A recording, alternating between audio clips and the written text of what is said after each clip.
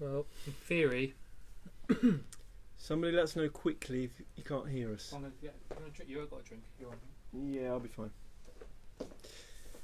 Because often we do this and then only later to read everyone's comments saying, "We can't hear you!"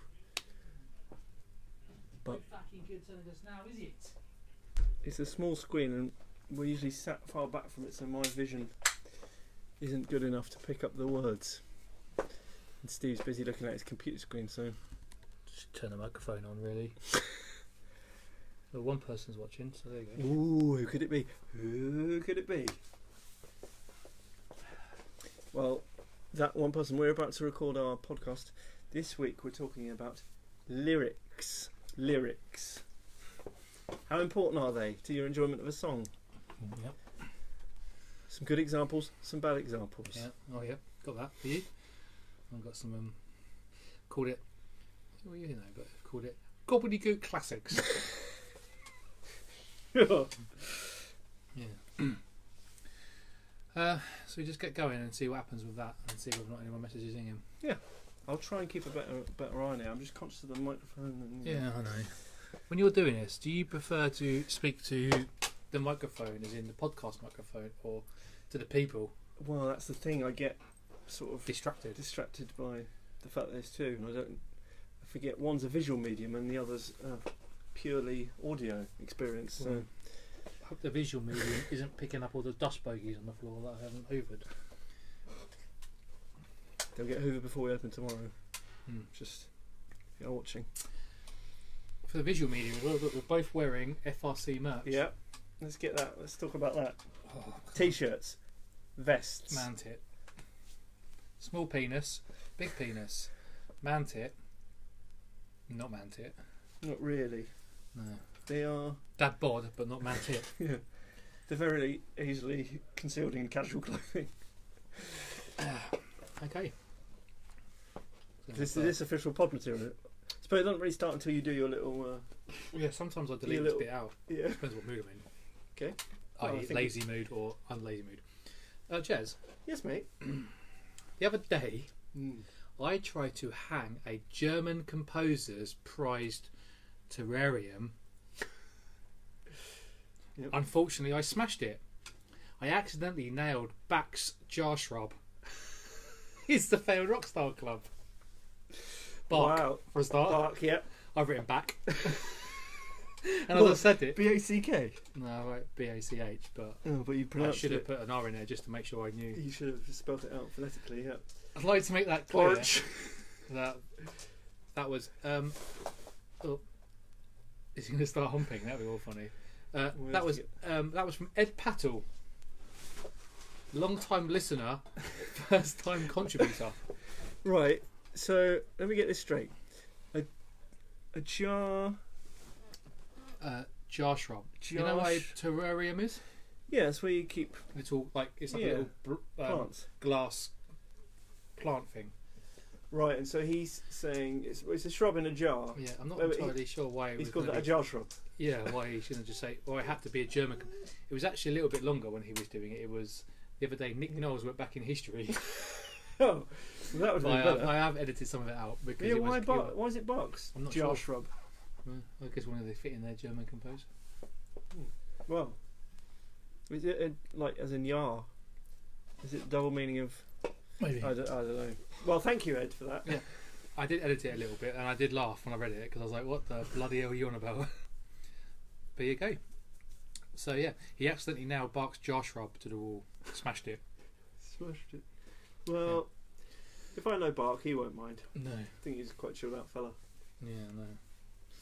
Okay, so welcome to the Failed Rockstar Club Podcast. Podcast that talks to musicians about music, about mental health, and sometimes about fashion, although very rarely it appears. Yeah, we haven't done fashion for a bit. For a bloody clothes shop, we are fashion shy. Yeah, that's true. Well, I'm sure we'll explore it again. There's just so many other things to talk about in the world of music, isn't there? Yeah, there's always something to talk about. Before we get to fashion. Yeah, fashion. For the fashion. If we talk about fashion, it's because we've scraped the barrel of music, I guess. Fashion's danger, so we're keeping away from that. Good point, it is danger. So, Jez, I'd like to ask you, who are we, where are we, and how can you the listener, viewer, find us?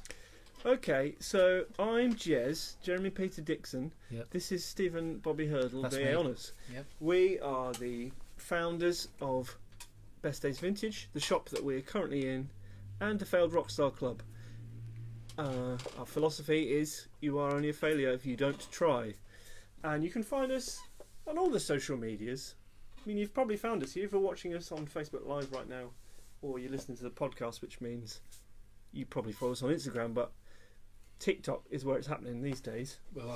You really TikTok. Oh! you really want to get on the TikTok. Yeah. I've been having a right laugh On the Mr. with Spock. TikTok. Yeah. Is Call that it the rhyming stuff? That's what I call it, the Mr. Spock. Oh, okay. I noticed you spelt it. I saw you wrote it out once, and you spelt That's it. it wrong, probably. Yeah. Probably. That sounds You about right. spelt it like T-I-C-K. Yeah. T-O-C-K. Yeah, which that was automatically. Then that's how I would have spelt it. But Yeah. I imagine there's no C in the tick. Yeah. They've taken out the C's. Is there any C in the top? No, Pathetic. no C's. Quicker, isn't it? Spell it right. For Well, God's sake. maybe that was already taken. Maybe. That's what a lot of the Yeah. incorrect spelling is for, isn't it? It's for googling purposes. Oh, right. Bloody thing. Honestly, it's like. And what's this next thing I keep hearing about people talking about? Video. Twitch. What is that like? I haven't been on Twitch yet, but it seems to be people playing computer games, and so you go on there and I don't know if you play along What was with that them or video you thing that came up before when I was Vine. podcast? No, a podcast. Get out. Submarine or something? Telescope. Oh, Periscope. Periscope. Yeah. That was like a thing for about 10 Yeah, minutes. that and didn't then- take off. No. I feel like TikTok's here to stay. Okay. Yeah. Well, yeah. Good. It should be. You know, it's always going to be something that's going to take over from Instagram eventually. Well, it serves a different purpose. I think it's not. I don't think it's filling the Instagram shaped hole. It's more filling the void that Vine left, but doing it in a Better way. I don't know. I wasn't really on Vine, so I couldn't really comment. But you're just, getting. Remember when we first started talking about TikTok, and it was like, I'll give it a go. But as you Yes. got used to it, you got more into it. Well, I think I sort of scratched the surface of it, and as far as I can tell, it was just people lip syncing and doing dance routines. But there is still a lot of that. Yep. But there's more. There's a lot of funny stuff. There's more to life than this. More to TikTok than just lip syncing. But it was interesting to hear Ben, our guest last week, talk about it, and he's obviously he's got professional management or whatever, and they're sort of hammering it into him that TikTok is definitely The future, the way it's going. well, it's I think because it's untapped, it's like an untapped market. I think it's easier to get the growth quicker. I think is what they're thinking. Get the message But out he's there. smashed it. I think he's already hit like 20,000 followers or something. So he's obviously. I think it really works with what he's doing because he can do little flashy bits of him playing jazz piano, and you can duet alongside.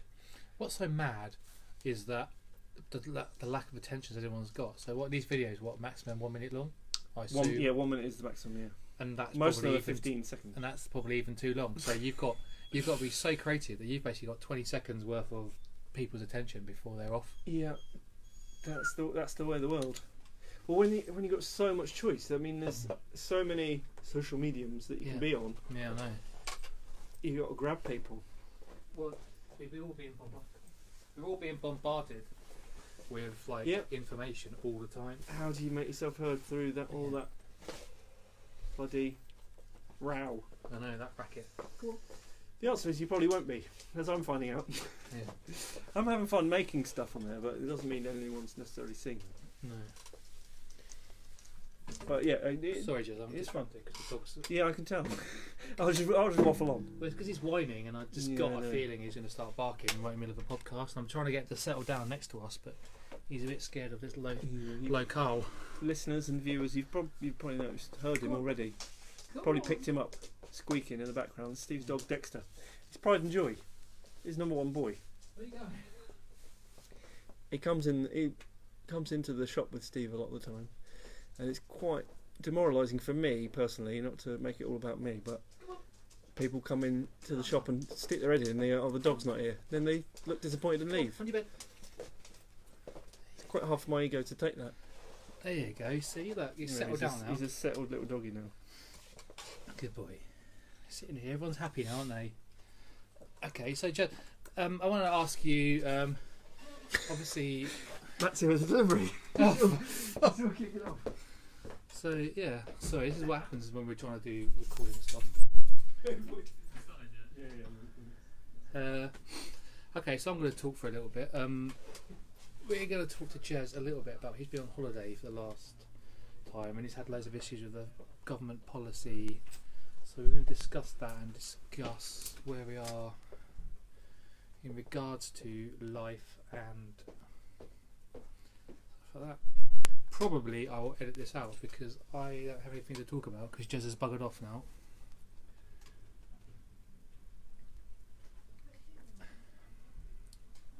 So sorry if you're watching on Facebook because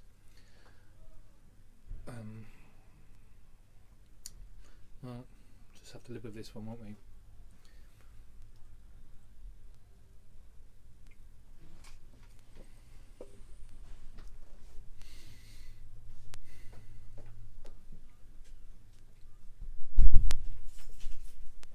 I forgot Matt was coming. This is all good stuff. I'm just going to edit it out. I can't even be bothered to fill time. So it will be an amazing podcast just to leave it. Yeah. Total silence. You really sort out the super fans. So okay, so apologies for that weird little glitch, but I decided to edit that little bit out because it was rubbish and I had nothing to talk about. So Jen, I want to ask you, we've been with the government recently made a decision to do the quarantine thing in Spain. Obviously it's affected you, right? So I assume it has, yes. Your song of the week's going to be about this anyway. But well, yes, I've gone with Living on My Own, Freddie Mercury. We're going to say Living on a Prayer. Just as appropriate. Yeah. Yeah, so what day was it? Saturday they announced it, wasn't I it? think it was Saturday, and I got home from work and we were due to go on holiday the next day and the quarantine thing got announced, and so if I'd have gone to Spain for 10 days I'd have then also had to quarantine for 2 weeks, so I couldn't really go, but my family have gone because they need they need some time apart from me anyway. No, they needed a break, well, especially my wife, and the kids were so excited they decided to go anyway, and they're having an amazing time. And it's on the one hand it's lovely seeing them having a great time, like watching the kids in the pool or whatever, and then on the other side it's quite lonely, especially in the evenings. Evenings are the worst, aren't they? Yeah, you're just kind of kicking around the house. Does it make you think, what would you do if you were a bachelor? Yeah, you can't help but think about that. Like if that was your normal. Well, if that became your normal. Yeah, how would you cope with it? Would you be out drinking loads more? Or would you? Because I always thought this, every time Slapper goes away, and she goes away quite regularly to go home, for example, so I have your position once a year, I'd say. And at first, I'm like really excited. I'm like, brilliant, the boys. But I quickly realised that I can't even be asked. Yeah. Too tired. Yeah, I find it hard. Once you haven't seen anyone for a couple of days, you haven't been out, the harder it is to then go and see people. You retreat more and more into your shell, and that's quite dangerous. Yeah, can be really you can see how people get into that, and then they stop going out at all, and then it's just you on your toes, going a little bit loopy. Yeah, and I can see how easily it happens. Yeah, I find it quite the evenings. Yeah, the evenings difficult. The daytimes is fine because you normally you work or whatever, and like you kind of that, and you think, oh, be brilliant because you can go home or you can get straight out with the boys, you have a good old laugh, but then you realise that everyone else is not living like that anymore because they're all settled down with family, and you end up just being on your jack, and it's a bit like, oh, actually I do miss them. Yeah, but then you also like the freedom. It's like a weird. It is. It's up and down. Yin and yang. It's an emotional roller coaster because you have moments you're like, oh, freedom, and then you have moments where, oh God, I miss them. Yeah, and that's life, isn't it? And that is the. Because imagine if you were there, you'd also have. Yeah, you're having a roller coaster over there. They're probably at some point thinking, I wish I was home. Yeah, we're knackered. Yeah. I need to have a holiday. It's too hot. I need to be on my own for a week to relax. Yeah. Think about all these times you spent about how, it's that opportunity to have that you time is like quite rare. Yeah. Tim Donnelly's watching. Yeah, so that's kind of like a kind of good opportunity as well to. Yeah. Well, I've read books for the first time in years. I've just sat in the garden listening to music, which has been lovely. I've gone on bike rides and just explored bits like countryside around near where I live, which I didn't know was there. Talked yourself off into oblivion. Of course I did. That was within the first half an hour. You got to get that out of your system before you move on. The missus has gone to the shop and you're having a danger wank. Yeah, it's never got that desperate. I never seen the attraction of the danger wank as a concept. I don't know what that adds to it. Danger. Because but ultimately you wank to have the feeling of an orgasm. You get that whatever happens. Yeah. So I don't really know what. What you get out of the danger. Yeah, what you're getting out of the day. It's thrill, I guess. The adrenaline mixed with spunk. That's a heady cocktail. Yeah. If you will. All right. Move on. What about you? What's your song of the week, Steve? Fucking hell. Travis, why does it always rain on me? Oh, why does it always rain on you? Well, it doesn't. That's the point. Oh, okay. Because obviously we had this barbecue on Saturday, right? And it started raining. And it rained again recently when I tried to do something outside. And I thought, fucking hell, why does it always rain on me? But then that links really well into all the therapy stuff that I've been doing in regards to these negative narratives that you have. And if you actually start breaking them down into actual facts, that's absolute bollocks. It doesn't always rain on you, right? But that's the way your mind, you're focusing on the negative. Yeah. And how it's more important to kind of ask yourself the reality of the situation. Because obviously it literally does not always rain on you. No. You'll be out in the sun sometimes. Remember all those barbecues where it didn't rain? Exactly. You had loads. Yeah, and that's the point of like trying to change in that mindset in life, which is what I'm working towards. And just thought that song was quite relevant because of that situation. It did rain that day, but it was fun, wasn't it? Got through it. You think it was lovely. You think Fran Healy needs to have a little bit of... Don't know what his lyrics are in that song. Why does it always rain on me? Is it because... about 23. Is it because I lied when I was 17? 17, that's it. And he won't... seen him in interviews, he won't answer that question. Oh. What he lied about. Oh. Trying to create that air of mystery. Because he just made it up. Probably absolutely. Well, we'll come on to that in this week's discussion. Okay, yeah. That's my song of the week. So before I move on to the meat of the episode, Yep. Anything you want to bring up before we move on? Think you're going to admit? No, not here anyway. I sometimes do a recommendation of the week. Yeah. But I would like to recommend. I know a lot of people have been going on about it recently, but Taylor Swift's new album, Folklore. Yeah, I've listened to it all the way through two times, and it's brilliant. I don't know if you had the pleasure yet. No, but I've heard a few hipsters say it's brilliant. So well, it's the guy up the National, one of the twins up the National. Yeah, one of the Dessner brothers, Aaron Dessner. Mm-hmm. I don't know how they... Michelle Dessler. No, they're at 24. I don't know how they met or whatever. Mm-hmm. She just went through a big book of hipster, trendy indie bands and thought, I'll have a bit of that. Yeah. But it's got just the piano style in it is very National. So if you like the National, okay. Oh yeah, like what we do, you'll like it. And it's got just good songs. Folklore. The album's called Folklore. Oh. And it's got a kind of cool name. Yep. There's a collaboration with Bon Iver. Jovi doesn't quite make the cred. Okay. Cred points. Bon Iver. Okay. Bon Iver. Don't know how you say it, but is it? Oh, it's Joss Stone. Was it Taylor Swift? Or was it Joss Stone that spoke about what's his name? What went into an American accent at the Brit Awards? No. That was Joss Stone. Oh, Joss Stone, wasn't it? No, when they did Band Aid. Gandalf. That was Joss Stone. Bob Gandalf. It's Joss Stone. Oh, that was embarrassing, wasn't it? Not only she did if only she'd done it deliberately, that would have been funny if she'd done it deliberately. Oh no, she's very undeliberate. Yeah, because she's the same one in that same documentary. Remember? Gandalf. She was like, they were asking her to ad lib over the top, and she was going, "They're so hungry." Yeah. Oh yeah. They didn't make it in it, did it? Oh god. Didn't make the cut. And she. Why are they so hungry? Yeah. Not to slag off Joss Stone. They're starving hungry. 45 minutes, but she also once presented a Brit Award, and she's from like the West Country of England, like Somerset or something like that, and she presented a Brit and did it in like an American accent, and she was like, "I just want to say, Robbie Williams, if you're out there, oh, peace and love to you, man, or something like that. Like, 'cause he'd been in the headlines that week. I think it was. Oh, it was.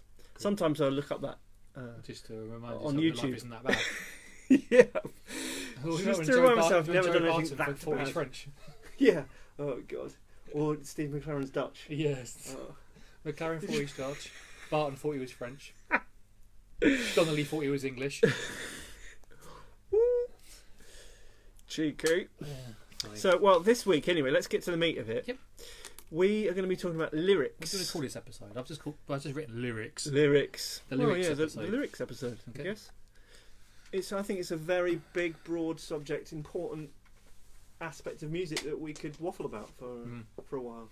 So I wrote here, after last week's podcast, the importance of the narrative. Obviously, last week when we spoke about the Streets album with John. Oh yeah. And that's just how narrative heavy that album was, and how that was what made the album what it was. Yes. And also the week before, talking to Porteous about how you need to spend a lot of time creating the story, and that's more important than the rhyme. Yes. Do you agree with that? So we nodded along at the time, but I was interested to see whether or not you actually agreed with it, or you just being polite.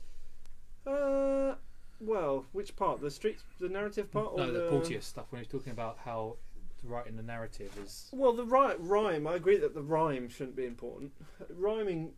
Lyrics rhyming isn't important. It's sometimes, it sounds pleasing to the ear, rhyming. Yeah. It's the same with poetry. You listen to poems that don't rhyme, you're like, what is this pretentious bag of wank? When they rhyme, for some reason, it seems more fun. It's easier to listen to, I guess. Yeah. I suppose because of consistency. Yeah. It's comforting, but yeah, there are some amazing songs that don't rhyme. That's not important. And I agree, and I can only speak from experience, but the best songs that I wrote were when I genuinely had something to sing about. Mm-hmm. So there was not necessarily like a narrative, like a story, but it came from somewhere real, and you got a point across that was, that came from the heart, I suppose. Because when I was writing songs, I would come up with chords and then just sort of gibberish over the top of them, and sometimes the gibberish. As in, like, just no, like words, but all I was doing was sort of filling the syllables that I wanted to fit the melody shape that I'd come up with. You know what I mean? And so then I would just stick with whatever you've written. At the time, because I didn't. Be asked. Well, I don't know if it was asked. It was just. Well, yeah, it probably was asked. I just thought, oh well, that's good enough, I guess. So would you ever map out a narrative then, as you went? Not map out. I don't think that doesn't sound like you. No, like, from my experience of you. I wouldn't map out a narrative. Would you have a basic one in your head? I would have like a notepad, and I would write out lyrics sometimes before, like full sort of set page of lyrics, and then try and fit them to a song, sometimes. But it was the exception rather than the rule. Because you basically you always had a melody in your head, didn't you? It was usually the melody that came first, and then it was words to fit a melody rather than the other way around. But I think my best lyrics were the ones that came the other way around. So really? Yeah. So I had a lyric first, and then I fitted it to a song. Yeah. Because then once you had the lyric, then you had the story to go with it. Yeah. It had a meaning. Yeah. Rather than just filling the syllables. Just something to say. Fillable syllables, I used to call them. Remember when Manson, the rock band Manson, had a song at the end of their first album? It was like a 6 track, and it was, I can't remember what it's called, but basically the lyrics were like, the lyrics aren't supposed to mean that much. They're just a vehicle for a lovely voice. And I thought that was unfair on lyrics. Yeah, it's harsh, but some people do think that way about lyrics. Some people, I think, you could be singing anything. They're not bothered. They're not listening, and even if they are listening to the words, and they might sing along, they're not thinking about, what does that mean? What does that mean? But didn't you think that your favourite, the songs that truly connected with me, and I'm assuming with you, are songs where the lyrics suddenly fucking click, and you go, shit, that is like, wow. That's the perfect storm, isn't it? Because it's a beautiful melody, but the melody gets me first. But the lyrics because you second, longer term. Totally. But the perfect song, I suppose, and all the best songs are the ones where it is that balance of the words mean something to you. Mm-hmm. They resonate with you. They connect with you for whatever reason. Plus, it's a beautiful melody, and then everything after that is then just, I suppose, a bonus. I guess. I suppose certain sounds and what have you appeal to different people, but if you can get that balance right of the words and the song, the tune, you want to an absolute winner. You're onto a winner, yeah. Because I wanted to bring this up. Like the example, like my favourite lyrics are often ones that, like from other bands, not my own, are ones that are really sort of evocative, and not necessarily it's very hard to tell what they're actually singing about. Oh. So like for me, The National, I love his the way he paints a picture. Yeah, the way he paints a picture. It's like art, isn't it? It's like word art. Yeah, because it's like a kind of quite dark art on a canvas, but it's you don't really know. There's no sort of linear story, and there's no sort of obvious like. I know exactly what he's singing about here. He uses little phrases that you've heard, and kind of, I don't know. They just really evoke images in my head that I really like, without like feeding you on a plate what the song is about. Because you're creating your own meaning. Yeah, exactly. And I think that's interpretation is key. I think the best songs are ones that you don't. It's not obvious what people are singing about, and you project your own meaning onto them. Because you have some lyrics where like I've connected with and stuff like that, and like we said before, I think I said this before. Well, yeah, like the Midlake song, Branches. Yeah, and what I took from that is like something maybe different from what you took from it, or whatever. And like, yeah, I don't think I'd ever. Because you love that line about she wakes up awfully early these days. And I until you said to me, I'd never really thought, oh yeah, it's because she wants to get her. She doesn't love him She's anymore. getting up before him, so she doesn't have to see him. Yeah. But you can pick that. In fact, that album in particular, that whole album, that's why it's one of my favourite albums of all time.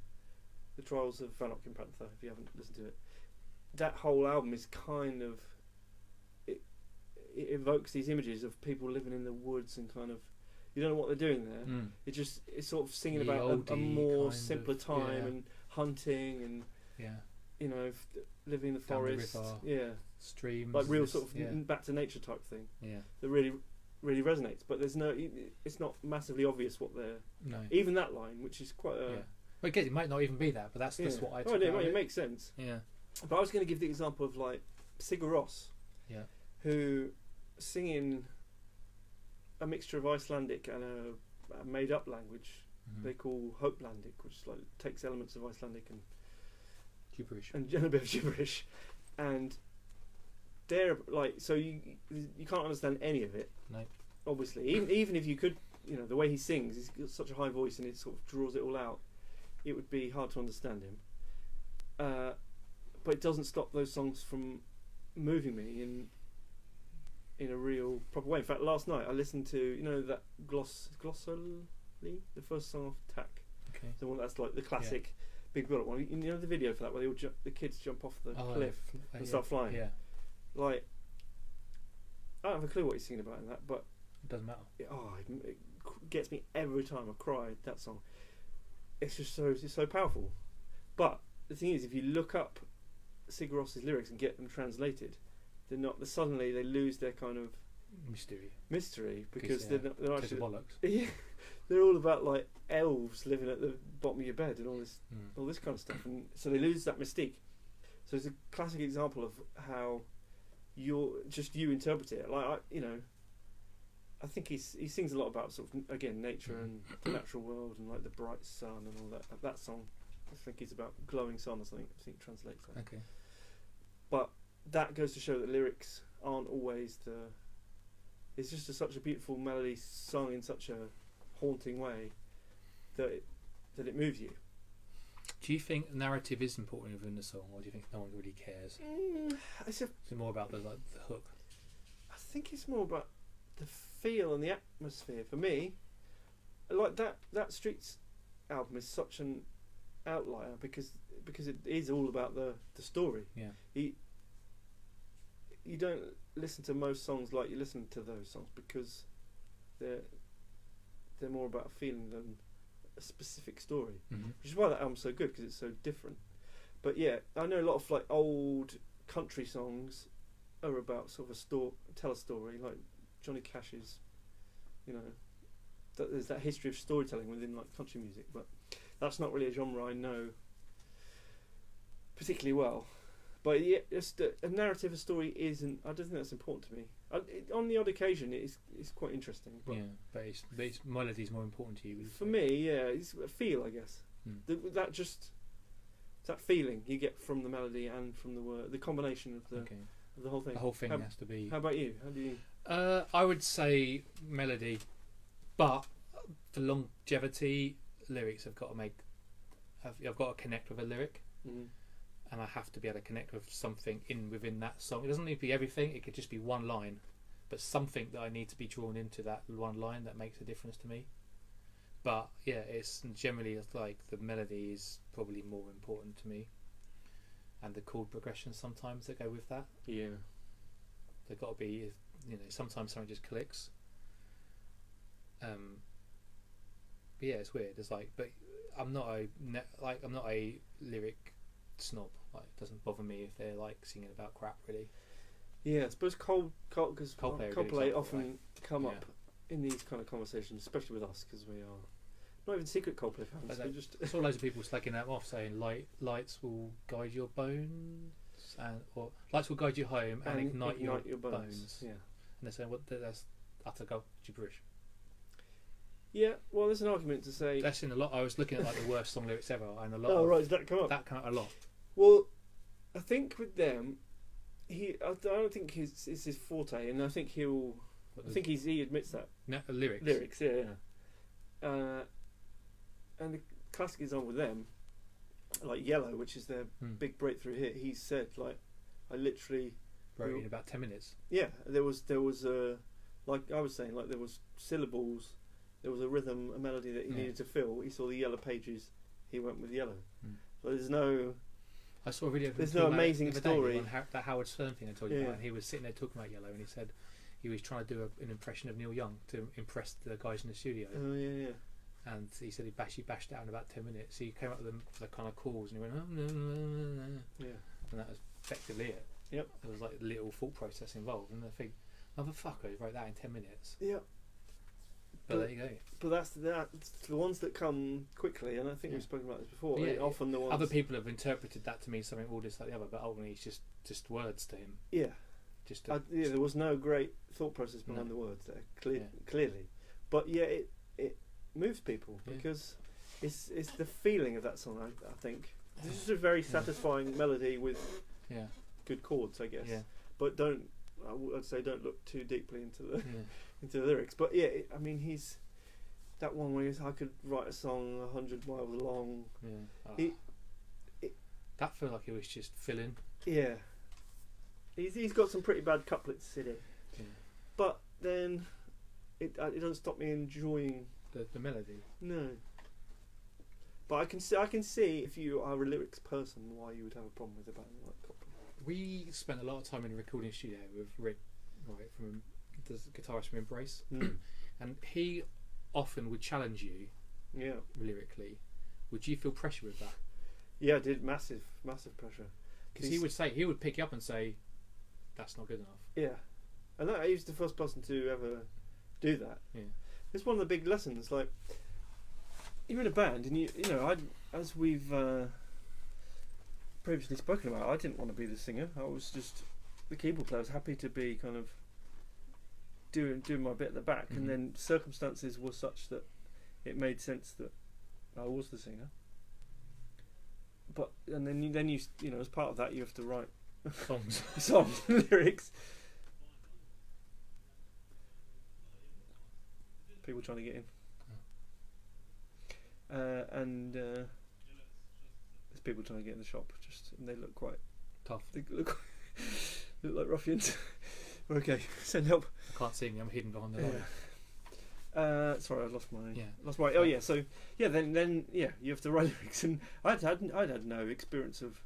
I'd like written stuff when I was like 16 or whatever. It's bollocks, and then suddenly you're in a band that has sort of started to go places and take it seriously, and you're in charge of writing these lyrics, and I was like, I never really thought it through. That people, I never thought, people are going to be listening to these maybe more than once. Well, I should really like rewrite them, like write them and then go back to them and like analyze each line. Yeah, like Ben was talking about a couple of weeks ago. Yeah, take each line and say, does that justify its place in the song? Is that good enough? Is that saying what you want it to say? Just basically just did it and went, that's it. Yeah, I just whatever came out, and then I didn't think about it again. And then years went by and nobody ever said, fucking hell, mate, you want to... I'll be game for you. Yeah, you want to think about what you're actually saying. So how did it make you feel? How did it make you feel? Well, yeah, uncomfortable because it's like a lot of those songs, you know, they're very personal. That's the thing. Like whenever somebody criticises you, how personal the lyrics. Like sometimes you'd probably have like more lyrically more songs more personal than others. Sometimes you just bash them out. Yeah, like we had a song called "Keep Warm," the Doo Doo song, very early on, which literally, it's just gobbledygook. Almost exclusively gobbledygook. Like I was like, if I remember when we wrote it, I was kind of going, doo doo doo. I was like doing what I thought was going to be a guitar part or something like that, and so I was just making a sound, and then everyone was like, "Yeah, no, keep doing that," and it's like, "Well, you got to do it's got verses." Probably spent, I don't know, 3 minutes just working out what could fill in those syllables, and literally never went back to it. I mean, that was quite a light-hearted song anyway, so I think it kind of suited it. Yeah. But other songs, that came from the heart. Then somebody's saying, "Oh yeah, I don't think that's good enough," whatever, and then it's very kind of like shit. But do you think it made it? Do you think it made it better, or do you think it wouldn't have made a difference? I think it was very healthy to go back and analyse them and re-look at them. Yeah. I mean, I'm pretty much sure I still. It's not like I spent ages on them. We were in the studio. It was come to the vocal tape. Like, right, you need to rewrite that bit. It'd be like half an hour. Yeah. And then I'd re-record it. Yeah, it's not like we're spending weeks and weeks on like melody, the vocal, like the lyrics to see if they meant anything or. No, but I don't think it was what kept us from. Never really considered it before. No. It's this weird like way of looking at it. Like I think it's always good to be challenged in anything you do because it makes you up your game because otherwise you cruise. Yeah. And it's just hard to. It's like one of the things we're learning through the business, isn't it? It's like you need to challenge yourself and each other sometimes. Do you think you would have appreciated it as a band if one of the band members had challenged you?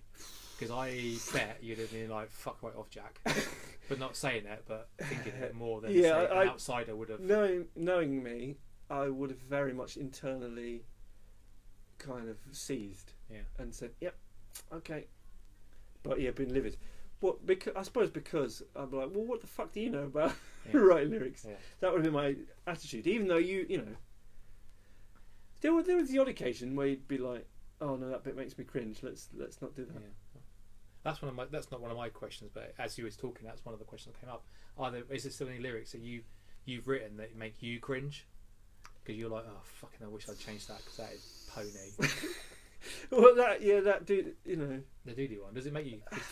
I wrote the lyrics to doo-doo down somewhere. No, I took them out. I did write them down, and I took them out. Okay. Well, I'll share with you. The opening couplet is, "I swear it's getting colder every day. 2 pairs of socks, and then you'll be okay." And that's scientist. I know when I'm right. I've sung this song before. I sleep at night. It goes, and then the chorus is just do do do, just doing.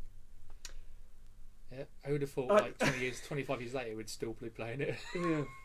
Well, that's the thing. That's what stays with me. Is like, I think if I'd have known I'd be playing them all these years, I would have put so much more thought. As a 40-year-old. Yeah, I'd have put so much more thought into it. I think. Do you reckon bands have that feeling now? Yeah, fucking, I wish I changed that or done that. It must be. Probably. Yeah. Hate having to play in front of 100,000 people. Yeah, but if you've got to that stage, clearly people liked it. Yeah. But it's very good to be challenged. It's very good to think about these things. But your ego definitely comes into it. And I think now, like we talk about, we've grown so much as people. We've grown up that we'd probably be more open. We'd be much more. And we work together quite a lot about a lot of different stuff like writing and copy now. Yeah. So we'd probably be a lot better at it now than we would do, like discussing it and looking at. We'd be back and forth with like different phrases. Break it down more, wouldn't we? Now and spend more time looking at it. Yeah. But I never even considered it. Not once did I ever go. I don't ever remember once saying, "What does that mean?" or "What's the meaning behind that?" You just go, "Right, onwards." Yeah. Well, yeah. I suppose why would you? Especially if it's not the bit that you have to. Yeah, weird, but we probably should have done. Like we probably should have challenged each other more with the parts and that, but not just point finger challenging because that never gets anywhere. But sit down and say, let's work on this together. Yeah. Is this the best it can be?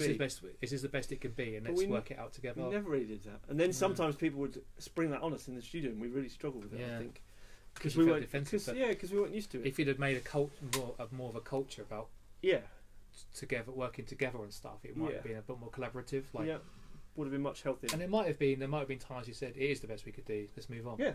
Well, that's it. You hear about these bands, like these real perfectionist bands, and you just can't move on because they're stuck on one song. They just, nothing's ever perfect. No. Nothing ever sounds exactly like it does in your head or how you imagine it. There has to be a bit of give and take here and there, I think. Mm-hmm. All right, so moving on a little bit. I've got a game, and they've called this game Gobbledygook Classics. Yep. So I'm going to read you out a Gobbledygook lyric, and see if you know which band it is or what it is. Okay. Yeah. And then we'll see whether or not you like it or not. Mm-hmm. Don't look, because I've written the name next to it. Okay. What else could I say? Everyone is gay. That's Nirvana, isn't it? Mm-hmm. All apologies. What else could I say? Everyone is gay. Yeah, all apologies. Yeah. Do you like that as a lyric? As just when you say it on its own, it sounds rubbish. But in the song, I've never thought that stands out. I like it. Yeah. Okay. Good example though. I'm down on my knees searching for the answer. Are we human or are we dancer? Now that's a gibberish lyric that annoys me every time I hear it. Yeah. I think it's a quote from. Oh, is it actually a quote? Is it? Yeah, I just thought maybe he just couldn't think of a word that rhymed with answer, so I stick that in. No, it's a quote from who's the Fear and Loathing in Las Vegas guy? Not Johnny Depp, but the guy who he's playing. Oh yeah, Hunter something. Thingy S Hunter or J Hunter, something like that. Hunter S Thompson. Yeah, I think that's right. I think it's a quote from him. I might be wrong on that. Okay. Oh, interesting. But it's still, it's bollocks. Yeah, it's absolutely bollocks. What about I've got soul, but I'm not a soldier? Yeah, equal bollocks. Yeah, there's that. Have you seen that Bill Bailey? No, as he just take different words and. Well, he says absolutely meaningless. They might as well saying I've got ham, but I'm not a hamster. Which sums it up perfectly. That's bollocks. That's classic, quasi meaningful syllable filling. Basically, just a bunch of old bollocks. Yeah. Okay. But there'll be people who absolutely love that song who will have never questioned it. But I've always thought it's rubbish, but I still love that song. Yeah. Which is weird because I quite like I love a repeated refrain as it is, even though I know it's bollocks. I still like the I got soul, but I'm not a soldier. Yeah. I mean, you're right. I like that song, but I suppose it again, like I said, it's about the feel. Yeah. It's just something about it feels right. It feels right. Yeah. But if you analyse it, it's fucking bullshit. Okay. Yeah. I'm a devil on the run, a six-gun lover. That's Spudsy's favourite Bon Jovi, isn't it? Bon Jovi. I'm a devil on the run. Is it Blazing Glory? Six-gun lover. Dead or Alive, I think. Oh, Dead or Alive. Cowboys. It sums up the. It does remind you of Cowboys. Yeah, but it is pretty. I guess he's just going for a cowboy western atmosphere there. So I'll give him that. Okay. Plus, I'm a secret Bon Jovi fan. So. Got a house in Devon. Drink cider from a lemon. Drink cider from a lemon. No, that's Fido, isn't it? Buck Rogers. Buck Rogers. Yeah. Drink cider from a lemon. Got a house in Devon. That's the chorus based, isn't it? Yeah. Oh, no, it's not a chorus. It's a bridge, isn't it, into the chorus? Anymore. Think we're gonna make it. I haven't thought about that song in a long time. We used to love that song. We'd always dance to it at Indie Night, wouldn't we? Yeah. So but never really took it. But when you really break it down, what's he trying to say there? I think that's bollocks, and he's on holiday. Yeah. Was he drinking cider from a lemon? Error there, son. You had an error. Yeah, if he was saying drinking Corona from a lemon, that's lime actually. Yeah. Tequila with a lemon. With a lemon. There are better ways he could fit the lemon in there. But it's just one of those just gobbledygook classics because it's more about the atmosphere. That's just about jumping. Yeah. That's like Song 2 by Blur. Yeah. You don't take it too seriously because of I saw a little bit of him playing the talking about that in a little forum, and he's saying he tried to do it in a. He said he could have gone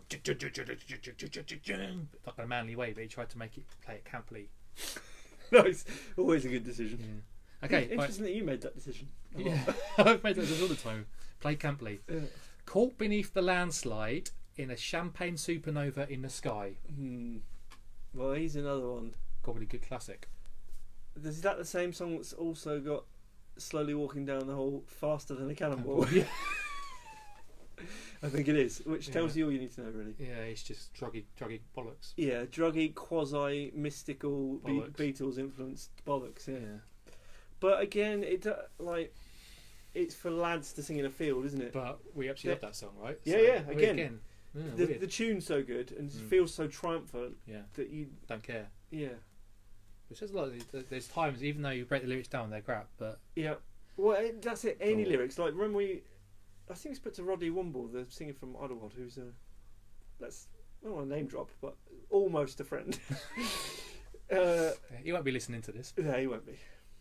He probably won't ever be on it either, because he'll never say yes. Yeah. He might. Boy, Roddy. He's on my list. Season 2. Call me Roddy. Roddy? He said... Dan! Roddy! He said lyrics aren't meant to be read without the music. Oh. He's very much of like they're only meant to be heard with talking of gibberish classics. He's written a lot of well, he likes that see without seeing, and that's he likes to smile without smiling and walk without walking and all that. Do without doing. Yeah. But yeah, so I wanted to do a regular feature where we read lyrics aloud, gobbledygook lyrics aloud. Okay. But then I thought, Roddy would be cross. Yeah. But he's not listening, so I think we do it. Series 2. We've got 2 left. Yep.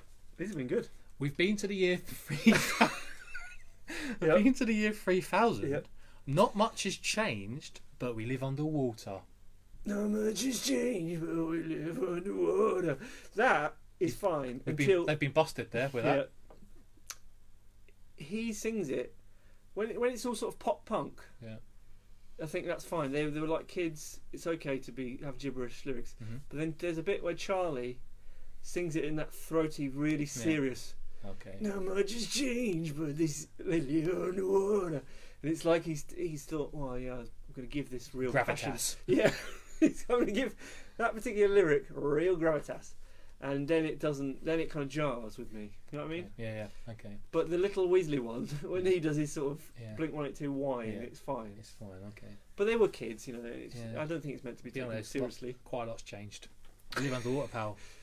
Right, and last but not least. Yeah, that's true. But that was a deliberate joke. Where he's saying not much has changed, but we live underwater. There needs to be more of a. There's a big but there. Yeah, there needs to be a pause. But. I'm sure in the lyric book, there's like lots of dots before. But we live in. But. ... Okay. We live underwater. I don't know if you'll get this one. Ooh, Swag on you. Chilling by the fire while we eat fondue. No. That sounds modern. Justin Bieber, boyfriend. Oh, Bieber, okay. Swag what fondue is? On you, chilling by the fire while we eat fondue. What's he saying? Swag on you. Is that like a jizz on you or something?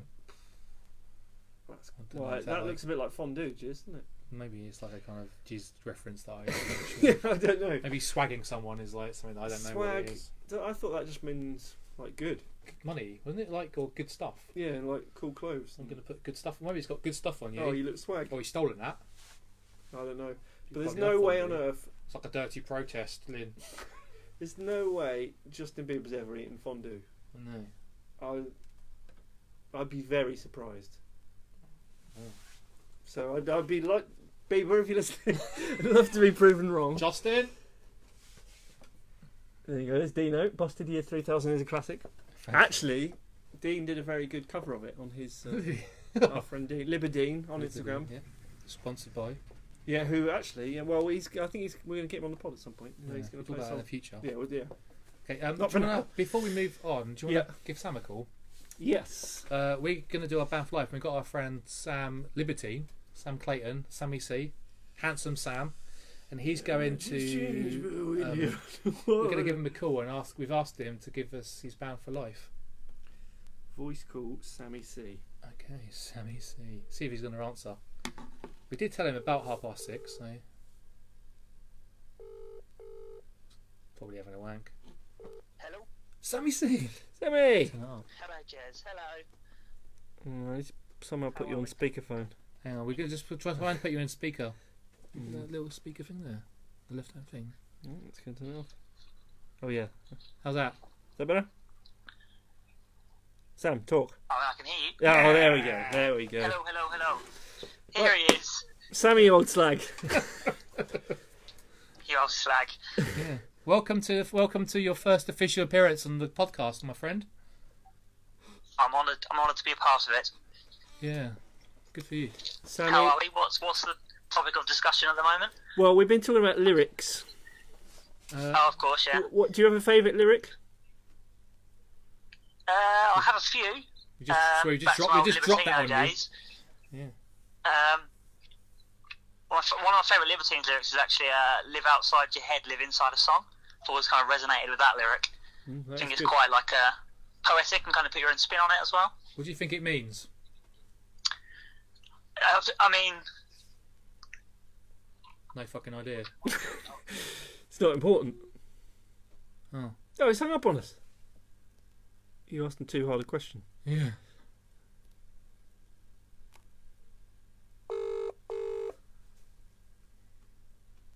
Did you just hang up on us? Was that too hard a question? not sure what happened there.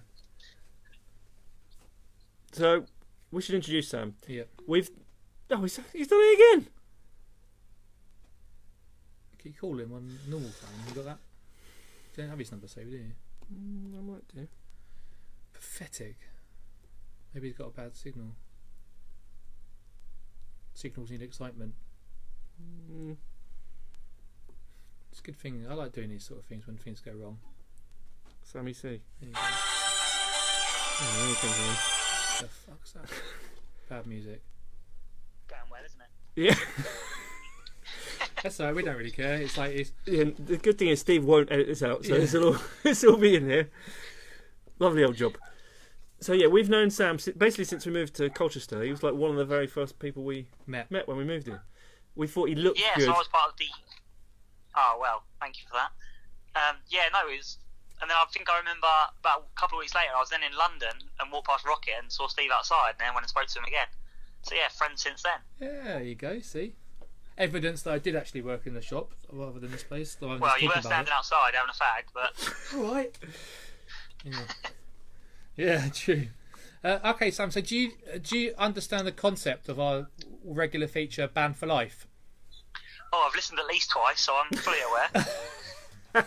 Alright, so, do you tell the Yeah, people? I'll explain the concept to those of you who this is your first time. So, Band for Life, we ask a different person each week to name two bands, one band or artist that they could listen to for the rest of their existence, Yeah. and would happily have just that artist. The other band or artist that they would erase from existence, so their music was wiped from the face of the earth, so no one could ever hear it again. Yeah, we're not killing them. They're not dead. The person's not Oh, being that's a killed. shame. Oh god, you got a vent. The dog's Yeah, snoring. I've got So, Sammy, give us so am I. two, but don't tell us which is which. To start with, we've got a guess. I mean, as you know me, I think you're going to get it pretty quickly. Who am I to keep and who to kill? Okay. So, Mystery Jets and Oasis are my two bands. Ooh. Oasis. Sacre bleu. Well, yeah, obviously we know Sam is a big Mystery Jets fan. I'm surprised you went Mystery Jets, not Libertines. No, oh yeah, that's the thing. There was a few bands that I kind of played with the idea with. Arctic Monkeys also came into my thought process, but at the end of the day, Mystery Jets is just kind of what they're about and what they kind of. What they stand for. Sorry, you still there? Just beeped at me. Yeah, what they stand for. Sam, you've moved on a little bit from Libertines, haven't Hello? you? Hello? Can you hear me? Yeah.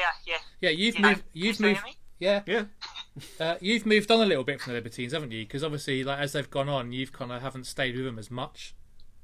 Yeah, massively. I think, obviously, as you know, I went and got myself tattooed at like 17 with Libertine branded on my arm. So they will have a special place in my heart. But I think just as my kind of venture into music evolved, I kind of went away from kind of them and into, bands that have a bit more about them. Yeah. in the nicest way. So what is it you love about Mystery Jets? Yeah, what do you love about Mystery Jets? Why them? So they're another band that when I was about 11 or 12, because my oldest brother was kind of my first foray into music. He kind of kept plying me with like albums and stuff. I remember once listening to Mystery Jets. I think it was Two Doors Down. Yep. Know that one? Yep.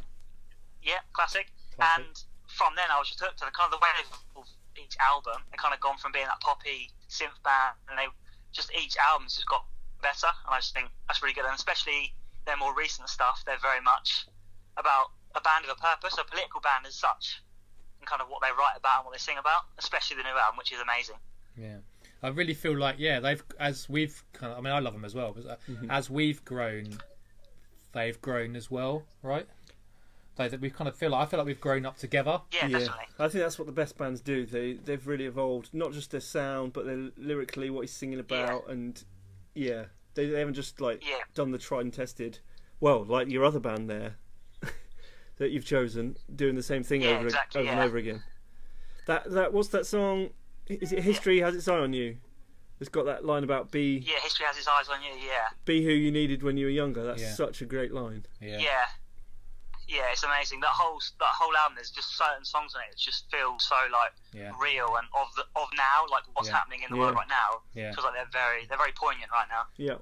Do you ever feel like they should have been bigger than they have been, or do you like the fact that they're kind of ours, as it were? They haven't. I mean, I think that's what's great about them is that they you on anyway.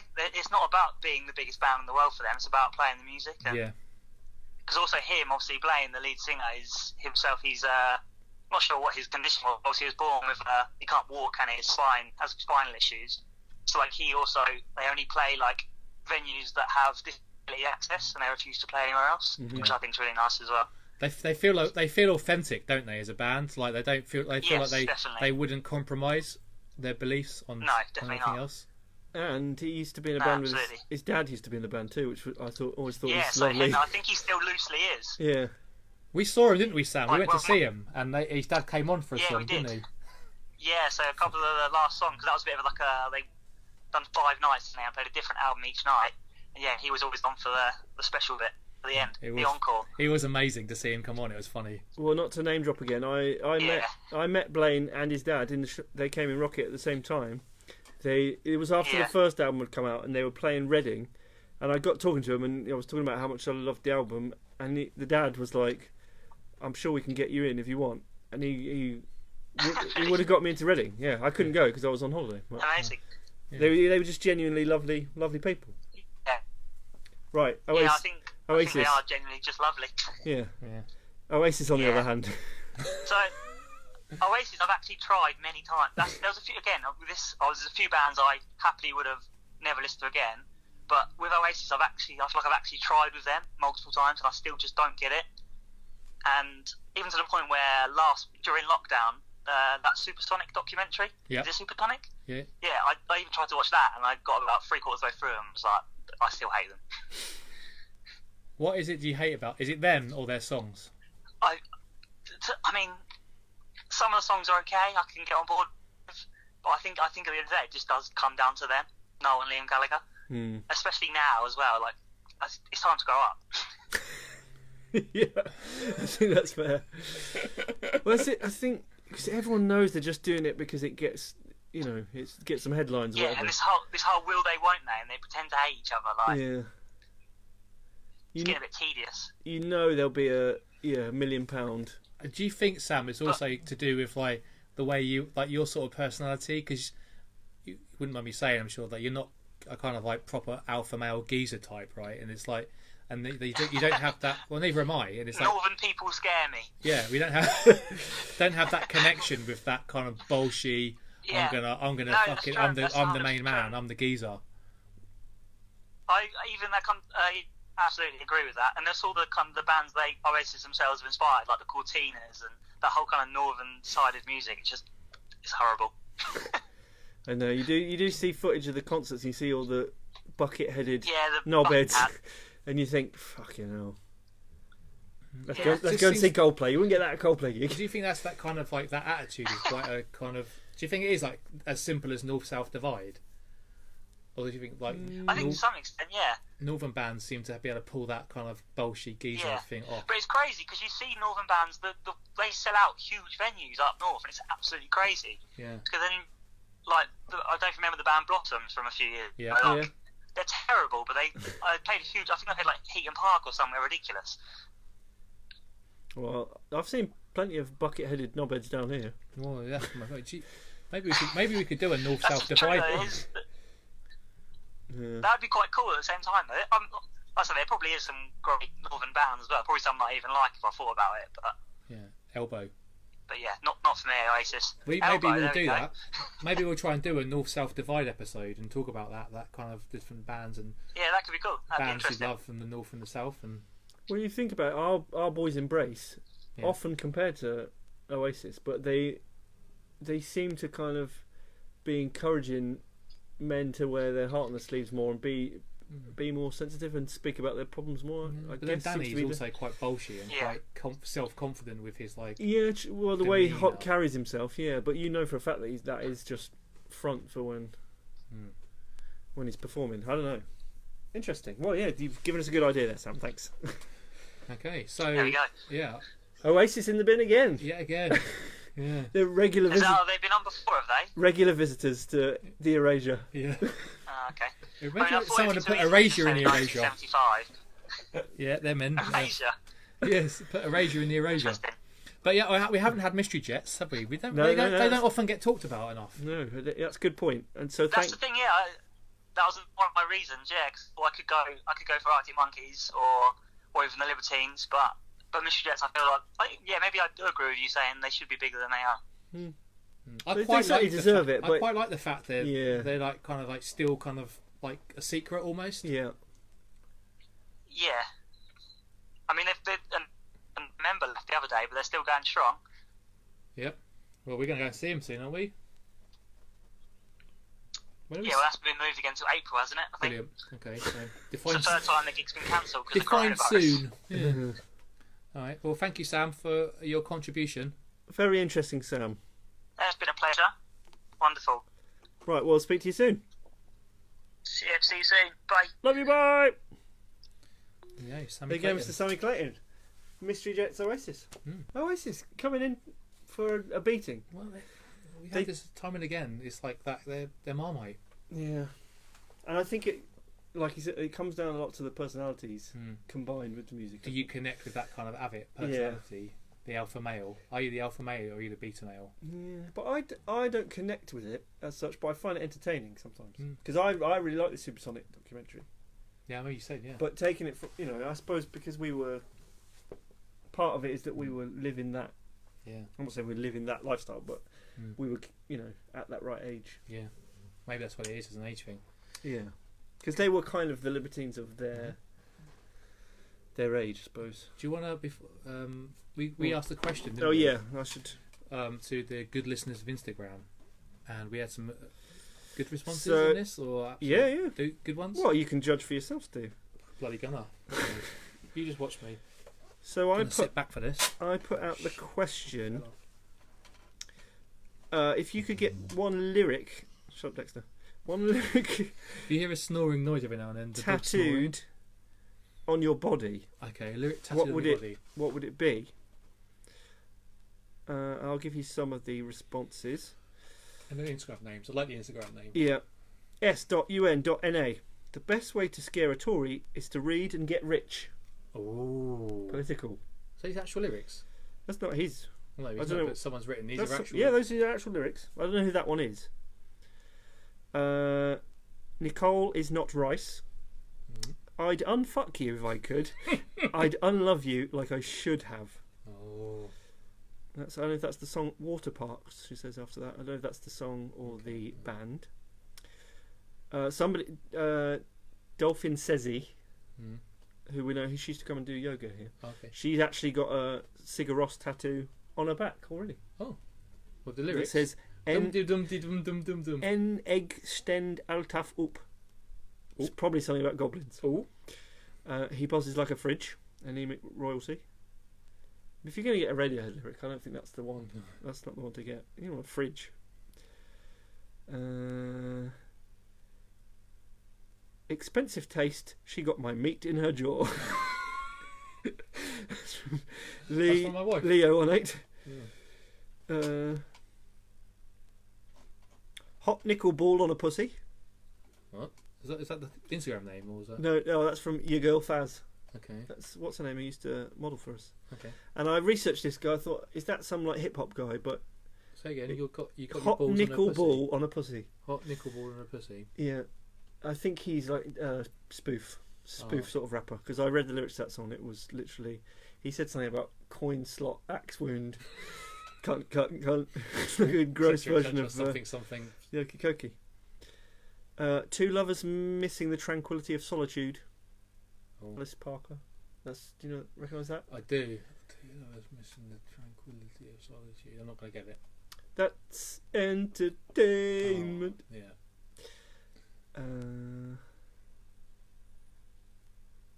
Somebody said there's a million like me. Oh, classic. It's one of mine. Yeah. One of mine, sure. Who said that? Gavin. You know Gavin, Gavin the Woodard. photographer. Yeah. Amy Whitey Winehouse. from beyond the grave said get. Again, I had to look that up. It was from like someone called like 100 Gex or something, Yeah. and I listened to it, and it is was rubbish. fucking Shit. it was really really weird. Okay. That's fucking low. You got loads down there. Yeah, You've got a yeah, big well, response people this time. Yeah, I made your auntie a groupie. You. Ooh. That's from someone called Ooh. underscore dot Saying Brown. that's your auntie. When you live in CO3, your life's a misery. Oh. Which I thought was hard. That's Archie from the Verdicts. Yeah, I've known they got a song called that. Yeah. CO3 Misery. I thought it was harsh because the zoo's in CO3. Oh, that's quite. That's my side of town. Sacre bleu. I'm CO2. Yeah. When you live in CO2, your life is pretty poo. There you go. Screw you. I miss having sex, but at least I don't want to die anymore. That was from Grace.eve. Wow. There we go. That's. Okay. There were lots of others as well. You remember, This is a cross section. We met someone that had the tattoo of Devilback. Or they said they had a friend that suffered from mental health issues. And they helped them through. That's what we were told by someone. It's one of Jez's songs, and he's been on the podcast before. It says, "You pull through, you always do." Hmm. And how does that make you feel? Well, lovely. Lovely, Yeah. Warm inside. warm inside. I don't know what else to say. It's like, if that is true, then that's the ultimate accolade, isn't it? No, that made me think it doesn't matter. You're only afraid if you don't try. You can having the effect on one person is pretty special with your own songs and your lyrics. Yeah. Well, I've got your own. I forgot. I've got your lyrics tattooed Yeah, why on my didn't arm. you answer the sticker? I forgot. I've forgot everything. I've got on Jazz has got a lyric. Everybody needs a brother, and I've got that tattooed on my arm. There you go. The ultimate accolade. Where's that? Well, I was very touched when you got that. Well, it's been very touched as well. It's on his wrist, Yeah. listeners, dear listeners. Yeah. Okay, so finish up. I wanted to ask Jez about one song that he's written, and I'll really read lyrics and just let me know. I don't know what your thoughts on them, what it meant, or where you wrote it at the time, and how you felt about it, and feel. So again, I think I've done this before. The first ever podcast, I mentioned these lyrics, but just wanted to, as we're doing lyrics, I thought it'd be interesting. So the song's called "A Pattern." One of our longest songs we've had. Should we play the song and then talk about the lyrics, or Read that. What's better for you? maybe it's better if we end with a song, I suppose. Okay. So anyway, you are like a stained glass window. Mm. Start whenever you want. Beautiful, I see straight through your eyes. No, your heart. Your heart, brilliant. Oh, I've written eyes, so yeah, your heart. Okay, you're like a stained glass window. Beautiful, I see straight through your heart. Yeah. Where did that come from? Was that the first thing you wrote about that song, or? Genuinely, because you messaged me about that this afternoon. Yeah. I remember writing the song, but that specific line, because that was a line that obviously it's the first line. That was the one people would often say, "Oh, I love that lyric." Yeah. I always thought it's like that was in my head. That was always the first thing you wrote, and then it kind of. I think it was the "Airbrush Me Out of Here," which is the chorus line was where it started. Yeah. From I think, because it's a song about. From what I remember, because even when you write these songs, you don't necessarily it might have been about something specific then, but then it morphed into something else. I don't know. But it was pretty soon after I'd started being the singer. Yeah. In the band, and I remember it as just going through all these sort of insecurities about, am I ready for this? Do I deserve this? Do I, it's basically a song about somebody who feels unworthy. Yeah. So please forget me. Just pretend you never met me. That's right, yeah. And I suppose I was taking that from your vocal, so you don't enunciate very well. I know. No, it was a live one as well. Oh, right, okay.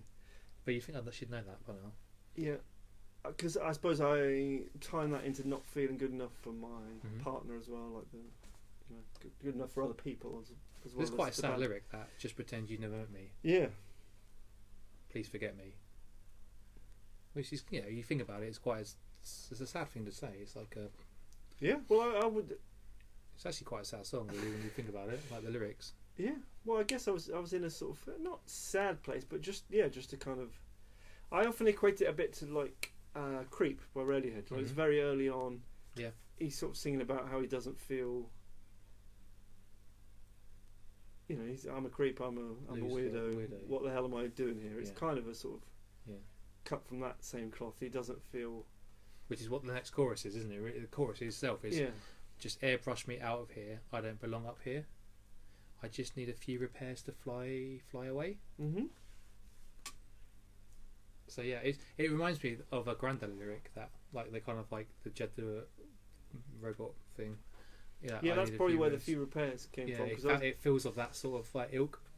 And I suppose that's where that's the line that gives you a bit of hope. I'm not far away. Yeah. Just a few repairs and I'll be good to go.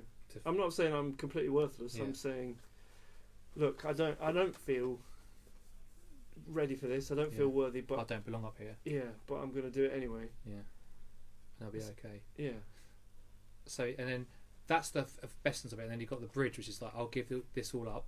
I'm down on my knees. You're so hard to please. Where's that come from? I suppose that's thinking like my life. I suppose I always look at it as because I'm a people pleaser. All I'm doing. I think I started singing the band because I thought keeping people happy. Yeah, I thought it would keep the peace basically because we were auditioning all these people and it wasn't working. I think it was the only thing that was going to keep the band together. And so I think it's all tied in with that. Just feelings of insecurity, and I was only 22. I was still a kid essentially. Yeah. Certainly in the way I looked at the world. 22 years old. Yeah. Well, yeah, definitely. Like it's always been like kind of like this song's always been a bit of a kind of statement for like our lives and careers, I guess, like insecurity but a melody as well that is a beautiful melody. And you think we still play that song now, even we never had to. We took a while, we didn't play it, and then but we've come back to it. Came back to it because it's good. Like, I could never write those lyrics now. But it was very much of its time. Of you at the time. Yeah, I mean, I'm not saying I'm not insecure still, but I am much more comfortable in my skin. Yeah. So I would never. You wouldn't say those things about yourself. Wouldn't say those things now. But of the time, Fans OK, there's a lot of lyrics that are about that, wasn't there? Insecurity and feeling not worthy. And that's it. I suppose you write about what you know, don't you? And you just kind of. I wasn't very worldly wise at that point. So all I could really think about was my. Can you remember how long it took you to write, or where you wrote it? Not long. Just. I think it might have even been in the practice room. I came up in the place in High Wycombe. Called a pattern, right? Because if like they've repeated the chord. Yeah, it's just three chords over and over. And I must have been singing because I remember playing those chords in the practice room, and everyone's going, "Oh, those are good chords," and we started playing them round. We worked on that song with Hugo, right, the producer, who took the song Dan Swift, and he took the song apart and put it back together again. Yeah, and simplified the whole thing because we were trying to be too clever with it, weren't we? Yes, and you were like, don't overcomplicate. He basically snow patrolled it. Yeah, because it had that. The bass line was the most different thing. Yeah. It had that all that sort of stuff. Raph trying to do his usual overcomplicate things. He's usually like wank, and he got forced to just go boom, boom, boom, boom. Got forced to plod. He got forced to boom, boom, boom along. And that's the thing. If we'd have asked him to Yeah. plod, he never would have done it. No. That's sometimes the beauty of a producer. Yeah. But it revolutionised the songwriting because it became something completely different, and it became a poor man's light up, light up. Yeah. Well, that's it. It must have come out pretty soon after. Well, we were recording. I remember we were recording that, and that was all over the radio. and then that was on the radio as we were recording. Yeah. And we'd just done it, and they were like, "Oh, for fuck's sake!" Yeah. Brilliant. Someone always gets there first. Not the great lyric. Yep. Yeah. Well, should we play Yeah, it let's and then say- say goodbye? Yeah. So do you want to say bye? Or we'll just play it and then we'll. So we're going to give it a bash. We haven't really. The dog might well start barking in this. But I think that'll add To to it. If the bridge anything. as well. Huh? We didn't really practice the bridge, and We'll just you just go for it. let's go for it.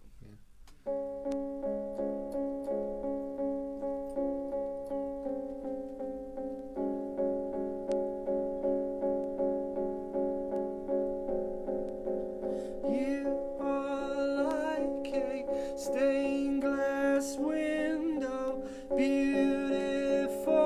I see straight through your heart.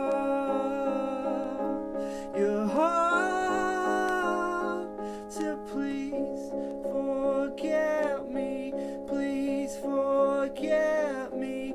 Just pretend you never met me at all. Just airbrush me out of here, 'cause I don't belong up here.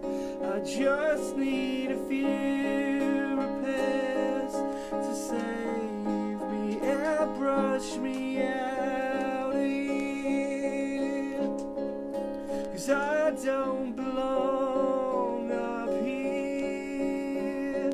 I just need a few repairs to fly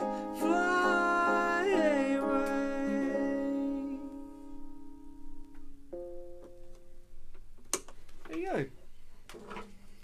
It's usually longer than that, but you know, don't outstay your welcome and all that. Yeah, we'll get bored. So that's this week's podcast. Hope you enjoyed it. Do get in touch with us in the usual places for things you'd like to hear us talk about, questions or anything. All the socials, Instagram, Twitter, Best Days Vintage, all one word. And go to bestdaysvintage.co.uk for merch. Cut me on a bleed merch. Yeah. And any kind of news. Yeah. We will actually, if you sign up to our mailing list, there's going to be like exclusive bonus podcast material. Oh, yeah. And songs. And stuff songs, like that. yeah, I recorded a song for that. So Okay, so that's Fair Rockstar Club Podcast, the podcast that talks to musicians like Jez and me about right. their journey in music, mental health, and fashion. And So- another episode well did. speak to you next week. Love you, goodbye. There you go. Boom. It's a good one, I think. Thank you, everyone. Oh god, my old fucking bones are. Didn't get that in the olden days, did you? There's 5 people still hanging in there. Thanks, Lovely. guys. Yeah. Thanks everyone for listening and watching us. Sorry, no one really cares. People are dipping out of it. See you around.